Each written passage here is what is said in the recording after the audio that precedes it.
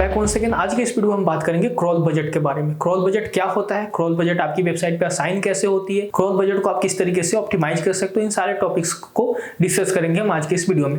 सबसे पहले हम ये समझते हैं कि क्रॉल बजट होता क्या है। तो here you can C crawl budget is a number of pages search engine will crawl on A website with in a certain time frame.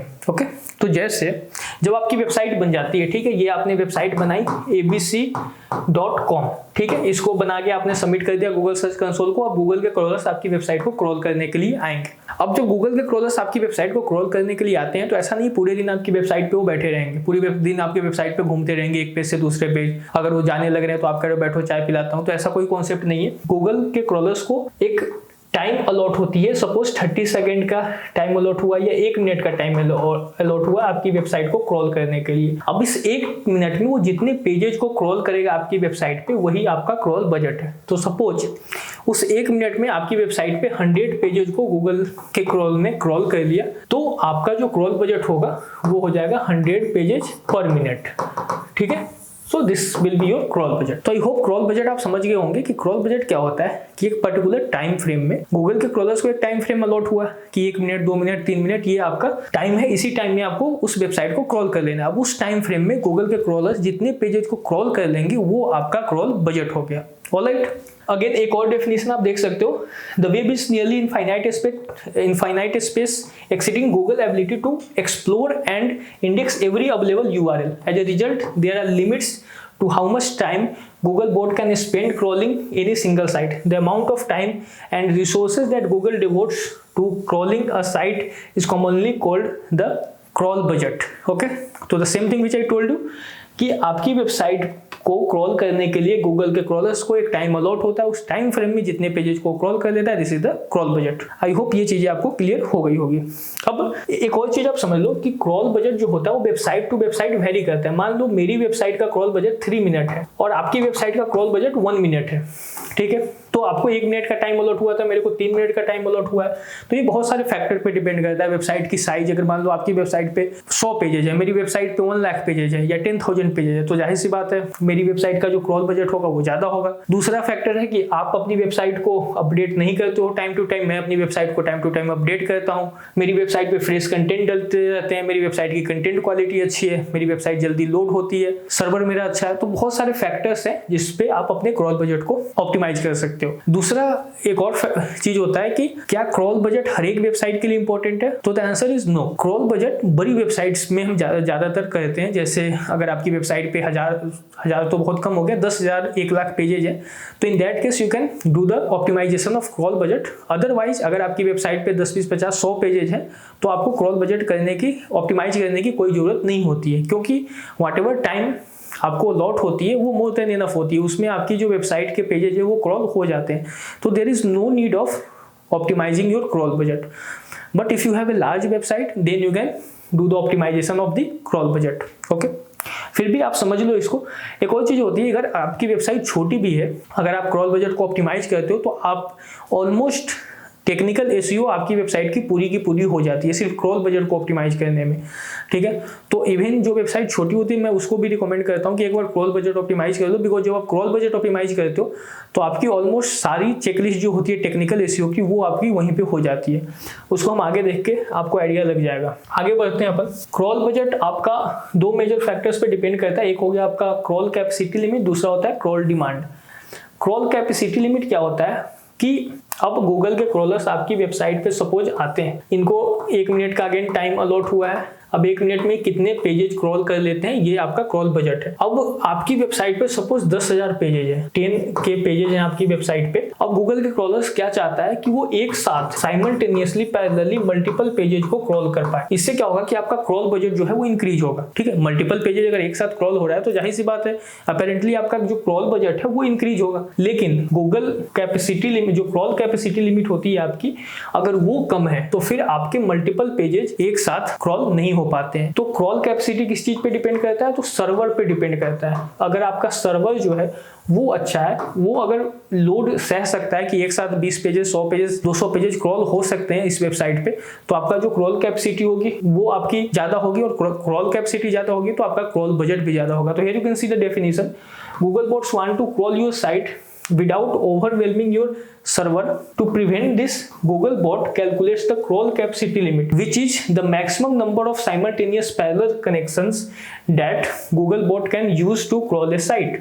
तो Googlebot बेसिकली आपकी वेबसाइट की क्रॉल कैपेसिटी कैलकुलेट कर लेता है कि इस वेबसाइट पे हम साइमल्टेनियसली पैरेलली हम एक बार में 5 पेजेज क्रॉल कर सकते हैं। तो उससे ज़्यादा अगर हम करेंगे तो वेबसाइट की जो सर्वर है वो इस लोड को सह नहीं पाएगी और वेबसाइट जो है वो रुक सकती है। There are certain other you can say results. तो आपको अपनी क्रॉल कैपेसिटी इंक्रीज करनी होगी। क्रॉल कैपेसिटी कैसे इंक्रीज करते हो आप? तो क्रॉल कैपेसिटी इंक्रीज करने के लिए आपको सर्वर अच्छा लेना होता है। सर्वर अगर आपका अच्छा है तो आपकी क्रॉल कैपेसिटी लिमिट ज़्यादा होगी, फिर आपका क्रॉल बजट जो है वो ज़्यादा होगा और आपके एक साथ मल्टीपल पेजेज क्रॉल हो जाएंगे, जिससे आपकी जितनी भी पेजेज हैं आपकी वेबसाइट पे वो क्रॉल हो जाते हैं। उसके बाद आता है क्रॉल डिमांड।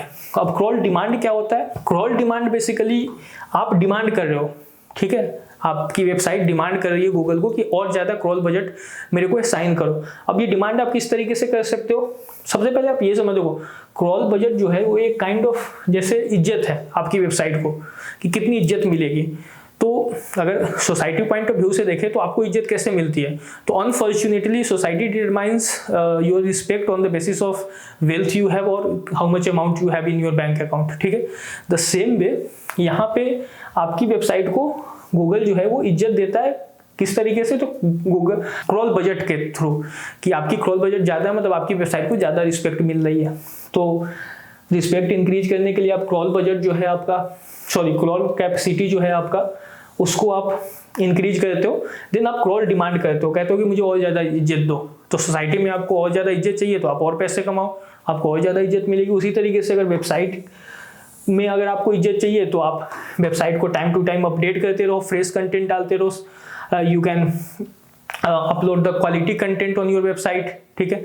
यहाँ पे आप देख सकते हो गिवन साइज पे डिपेंड करता है आपका। उसके बाद update frequency, page quality, relevancy to compare other sites. तो क्रॉल डिमांड का सिंपल मतलब है कि वो रिक्वेस्टिंग गूगल कि आप मुझे ज़्यादा क्रॉल बजट असाइन करके दो। अब गूगल आपको ज़्यादा क्रॉल बजट कैसे असाइन करेगा कि आप टाइम टू टाइम अपडेट कर रहे हो अपनी वेबसाइट को, कंटेंट आपका अच्छा है, आपकी वेबसाइट की स्ट्रक्चर अच्छी है, यू कैन से हायरार्की मेंटेन है। हायरार्की मेंटेन का मतलब है कि आपकी वेबसाइट पे जो सपोज हायरार्की क्या होती है, जैसे आपने यहाँ पे एक पेज बनाया कैटेगरी बनाई डिजिटल मार्केटिंग की। अब डिजिटल मार्केटिंग कैटेगरी के अंदर आपने एसईओ, एसएमओ ये सारी चीज़ें लिखी। अब एसईओ के अंदर आपने on page SEO, of page SEO, तो ये हायरार्की हो गई। तो डिजिटल मार्केटिंग को ज़्यादा इज्जत मिलेगी, फिर उसके बाद एसईओ को इज्जत मिलेगी, फिर उसके बाद ऑन पेज को इज्जत मिलेगी, फिर इस तरीके से। तो जो टॉप में जितने ज़्यादा पेजेज होंगे आपके, ठीक है, तो उतना ज़्यादा आपको क्रॉल बजट असाइन होता है। आगे इसको और भी डीप में हम देख सकते हैं। Okay, now how can be optimise crawl budget और क्या क्या मिस्टेक्स जो है वो हमें नहीं करनी है, ये चीज़ हम देख लेते हैं। तो सबसे पहले तो ये है एक्सेसिबल यूआरएल विथ पैरामीटर्स। तो पैरामीटर्स से जितने भी यूआरएल्स आपके क्रिएट हो जाते हैं, जनरली ई कॉमर्स की वेबसाइट में होता है, तो उससे आपके बहुत सारे अनवांटेड पेजेस क्रिएट हो जाते हैं। ओके, तो अगर आप इसको देखो, in most cases URL with parameters shouldn't be accessible for search engines because they can generate variety of infinite quantity of URLs। तो बहुत सारे आपके URL जनरेट हो जाते हैं जो कि यूजफुल भी नहीं है। तो उससे क्या होता है कि अगर आपकी वेबसाइट पे मल्टीपल URL जनरेट हो गए हैं just because of this parameter, इस तरीके से अगर आपका वेबसाइट का URL बन गया हुआ है example.com टॉयज कार, और यहाँ पे आपका जैसे कलर का पैरामीटर आ गया, साइज का पैरामीटर आ गया, तो इस केसेस में अनवांटेड इनफाइनाइट URLs जनरेट हो जाते हैं और उससे आपका जो क्रॉल बजट है वो फिर इफेक्ट होता है। किस तरीके से? तो गूगल के क्रॉलर्स आए और ये इन पेजेस पे चले गए जिस पे आप नहीं चाहते थे कि इस पेजेस पे जाएं, तो आपका जो क्रॉल बजट है वो कहीं ना कहीं बर्बाद हो रहा है। ठीक है, तो आप अपने क्रॉल बजट को ऑप्टिमाइज करने के लिए ये जो पेजेज हैं जो कि आपके पैरामीटर से क्रिएट हुए हैं, इनको आप robot.txt के थ्रू ब्लॉक कर दो। ठीक है, आप robot.txt वाली वीडियो देख सकते हो, उसमें मैंने ये सारी चीजें बताई हुई है किस तरीके से आप इसको कर सकते हो, प्रैक्टिकली भी और थ्योरेटिकली भी। ठीक है, तो सबसे पहले तो आप ये करोगे तो इससे क्या होता है कि जैसे जो इंपॉर्टेंट पेजेज हैं आपके वो क्रॉल नहीं होके जो अनवांटेड पेजेज है वो आपके क्रॉल हो जाते हैं। तो उससे हमारा जो क्रॉल बजट है कहीं ना कहीं वो इफेक्ट हो रहा है। हम जिन पेजेज को क्रॉल करवाना चाहते थे वो बच गए और जो पेजेज क्रॉल हम नहीं करवाना चाहते तो वो क्रॉल हो गए। तो इससे अच्छा है कि उन पेजेज को आप पहले ही ब्लॉक करके रखो robot.txt के थ्रू। उसके बाद डुप्लीकेट कंटेंट, अगेन जैसे ये एक पेज है, पेज ए, और ये एक पेज है पेज बी, दोनों पे सेम कंटेंट डला हुआ है। अब गूगल के क्रॉलर इस पेज पे गया, उसको सेम कंटेंट मिला, इस पे गया सेम कंटेंट मिला, तो कहीं ना कहीं हम क्रॉलर का टाइम बर्बाद कर रहे हैं, टाइम खराब कर रहे हैं कि सेम कंटेंट अगर उसे हम बार बार दिखा रहे हैं। लो क्वालिटी कंटेंट हमें नहीं रखना है अपनी वेबसाइट पे। Broken and redirecting link, broken link का मतलब है कि जैसे अगर मान लो गूगल क्रॉलर आपके किसी पेज पे गया और वहां पे 404 का एरर आ रहा है, पेज पे कोई कंटेंट ही नहीं दिख रहा है, ठीक है, तो गूगल के क्रॉलर का टाइम आप खराब कर रहे हो, वहाँ पे भी आपका क्रॉस बजट इफेक्ट होगा। अगर रीडायरेक्ट हो रहा है बहुत सारा, जैसे मान लो ये वेबसाइट पेज ए है, अब आपने